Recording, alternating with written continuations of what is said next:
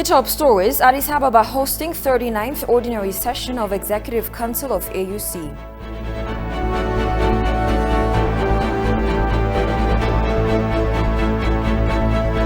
Biden's scheduled meeting with Kenyatta indicative of U.S. desperate move to convince leaders against Ethiopia.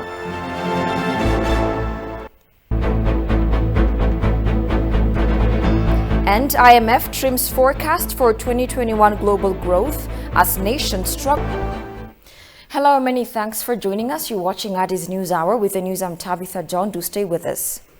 President Sahle-Work Zewde has addressed the opening of the second United Nations Sustainable Transport Conference held in Beijing today. She said that road infrastructure is the backbone of Ethiopia's agricultural economy, and the nation has allocated 11% of its annual budget on road infrastructure development and maintenance. She expressed hope that the conference would focus on landlocked countries like Ethiopia, in order to facilitate the movement of people and goods, both in small rural towns and big urban centers like Addis Ababa. The provision of light rail and rapid transit systems is crucial for sustainable development, according to the Office of the President.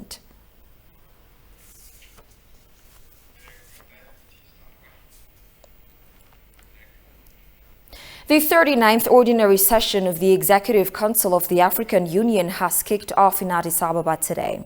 The Council deliberates on different agendas, including the continent's response to the COVID crisis. Demis Mokriao has attended the event and filed the following report.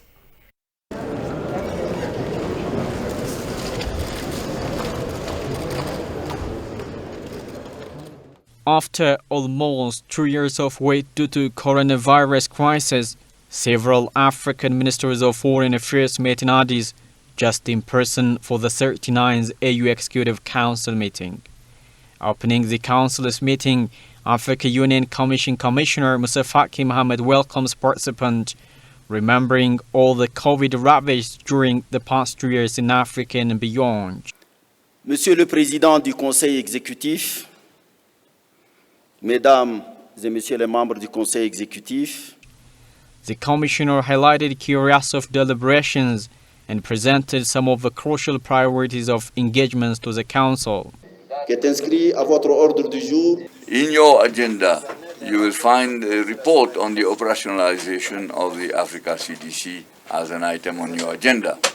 The efforts and the various impacts of COVID-19, in fact, worsens famine, poverty, and malnutrition on the continent.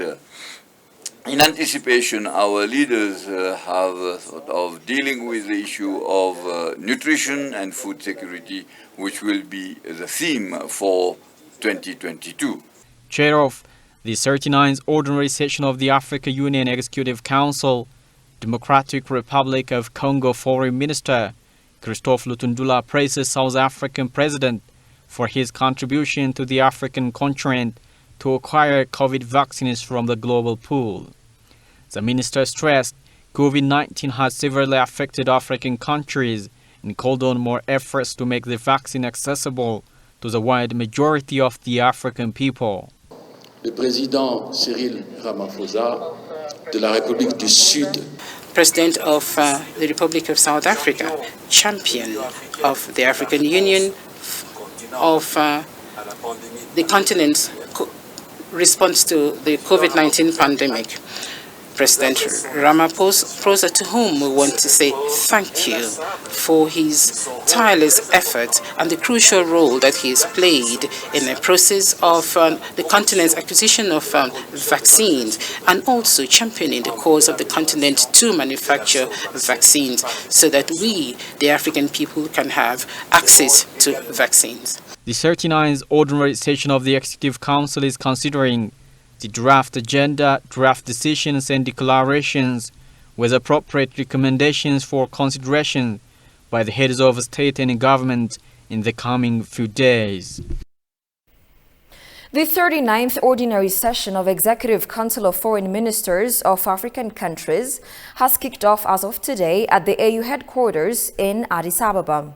The meeting is being held physically for the first time after the outbreak of COVID-19. Strict COVID-19 guidelines are therefore expected to be placed during the event.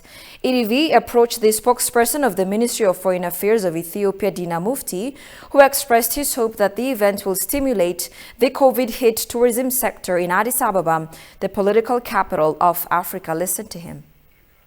This meeting is not virtual, it's going to be both hybrid and physical, and this is a sign of the opening, particularly for Addis, the city that is acquainted, that is accustomed with hosting the African Union. Both the summit and the Council of Ministers is really a big time deal. It is a new beginning. It is a sign of reopening as well after COVID, and it's a stimulus. It stimulates the whole society, and it's quite encouraging phenomenon. Dina also said the Executive Council will hear various regional issues, including the 42nd report of the Permanent Committee. The Council of Ministers will deliberate with various issues, of which one will be considering the report of the 42nd Permanent Committee, considering also the organization of the African CDC, considering also the agenda of the TEMA for 2022, which is nutrition and food security for Africa. On top of this, there will be also elections for various positions, of which 2 commissioners for the African Union.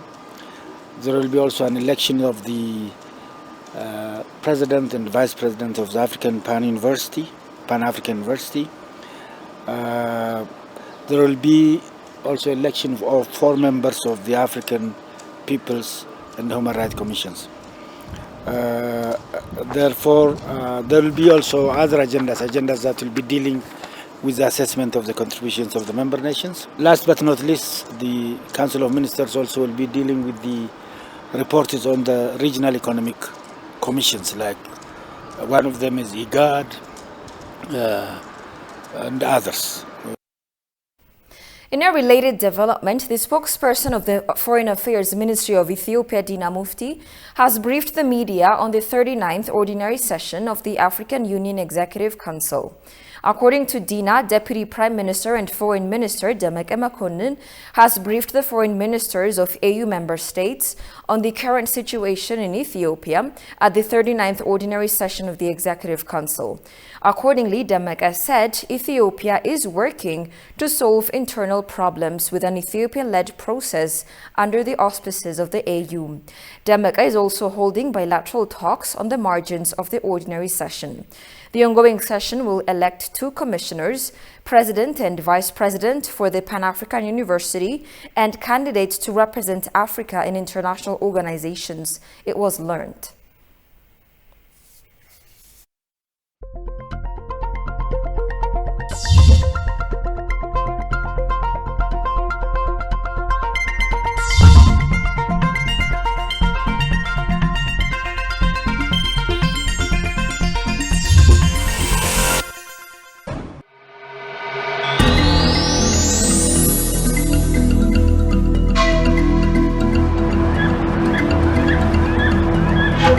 Gondar, a city of palaces and castles.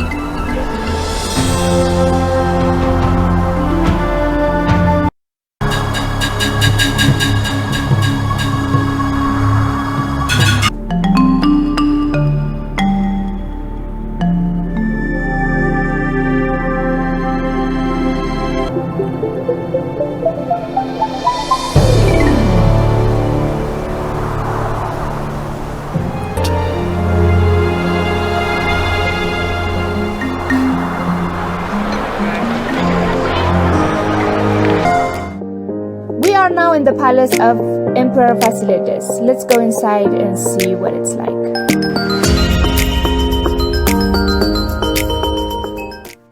It has a unique Nubian structure and it was registered on the UNESCO Heritage Sites in 1979.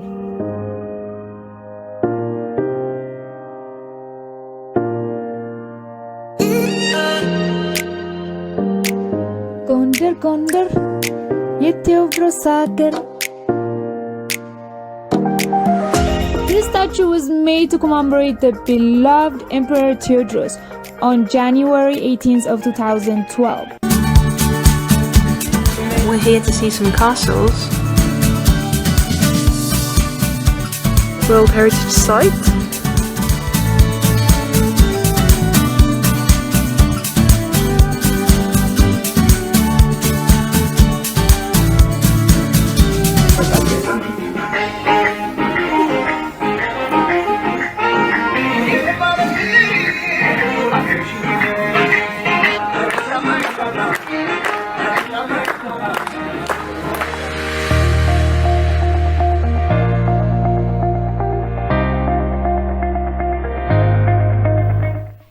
Welcome back. Though it is yet to clean its own mess caused by the unexpected exit from Afghanistan, the Biden administration seems to be determined to find a way to attack Ethiopia. From lobbying government to deluding international organizations, Biden's administration left no stone unturned to turn the world against Ethiopia. Biden's scheduled meeting with Kenyan President Uhuru Kenyatta, which is the first person in one-to-one meeting with an African leader since taking office, signals that the U.S. is desperate to convince African leaders to back their doomed plans against Ethiopia. Solomon Danyi tells us more. The entire history of the U.S. mission to other countries to bring peace and stability proved to be nothing but failure. From Korea to Vietnam and Kosovo to Syria and Libya, what the entire world witnessed was destruction and sorrow. But still the U.S. acts as the guardian of world's peace. Many who truly understand the nature of its policy agree on the fact that the U.S. does not care about people. It even gambles on the lives of innocent civilians, including children, to keep its interest, and the world vividly watched what it did in Syria. That's what its entire history told the whole world. Former U.S. President George W. Bush admitted that the U.S. intervention in Afghanistan and Iraq was a mistake. I've just returned from Baghdad, and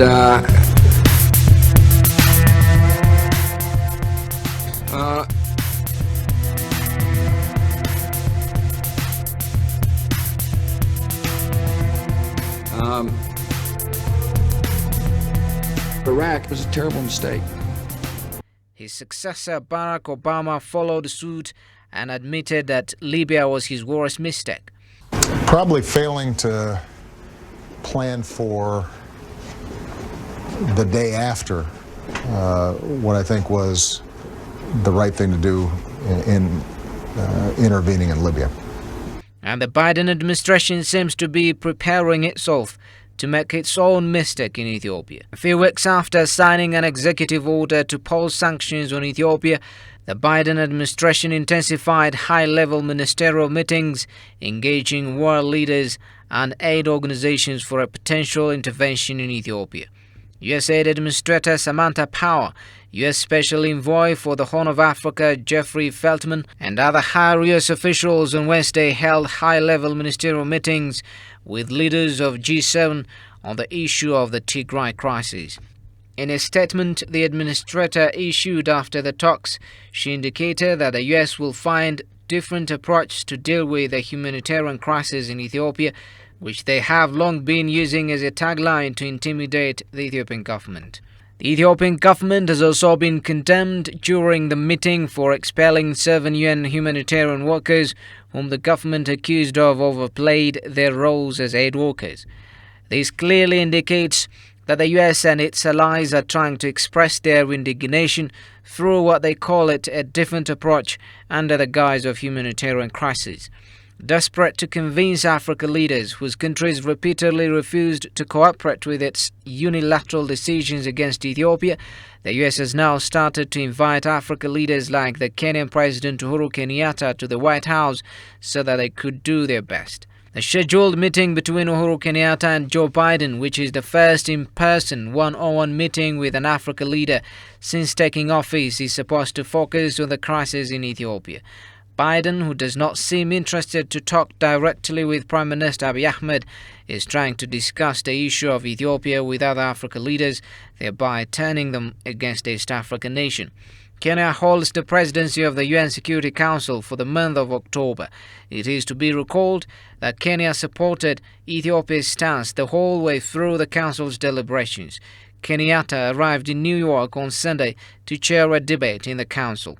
Biden's invitation to Uhuru for talks in the White House can be considered as a desperate attempt to convince Kenya to back US's recent policy towards Ethiopia. Though no one knows what the future holds, the moves of the US clearly indicates that it's up to something serious. African governments are urged for further commitments to independently undertaking their domestic agendas in a way that resists external pressures and foreign meddling. Exclusively talking to ETV English, African regional campaigner Charity Megwe has emphasized the significance of boosting renewable energy, making African countries self-resilient and environmentally friendly. Alula Teklamariam reports. 350.org is an international environmental organization addressing the climate crisis. Its stated goal is to end the use of fossil fuels and transition to renewable energy by building a global grassroots movement. African regional campaigner of the organization Charity Megwe thus urged African governments for further commitments to independently undertake their domestic agendas and cement Pan-African spirit in a way that resists external pressures. What African governments can do in the Pan-African spirit is, one thing is that most of them have already committed to the nationally determined contributions, and a fraction of that is usually purely on their own contribution and not reliance on support from the developed countries. So what they can do is already start working on implementation or plans to achieving the commitments that they have already made and the NDCs. Charity further expressed the need to circumvent financial dependency from external donors if Africa wants to be politically independent. So the ongoing political, colonialism or control is usually has underlying statements to financial dependence or financial reliance, but Africa can be self-reliant because we have our own natural resources. Developed countries actually come to exploit us, so it's not that we do not have the necessary finances to do that. So in different countries, say like in DRC, what we are trying to campaign on is for the government to cancel fossil fuel exploration licenses. So if we stop singing the tune of the colonialist, I believe that we can be self-reliant and meet our energy goals, meet our economic development goals. Ending use of fossil fuels and transiting to renewable energy is the timely way out for African countries, she said. Africa is being impacted by the increasing amount of fossil exploration. So what is this organization along with its partners doing to address the problem? My recommendation would be that different governments need to take action to embrace sustainable energy solutions for their countries. So what we are actually doing is trying to campaign not only to just end the era of fossil fuels, but also to have a just transition mechanism for the continent, whereby in as much as we are forcing out fossil fuels, then we can adopt cleaner renewable sources of energy and have a sustainable approach to addressing energy in the country, as well as economic prosperity. Actors on the field believe that development assistance needs to be aligned with climate and country needs. Investment considerations for fossil fuel and green growth initiatives also need to be aligned with sustainable development plans.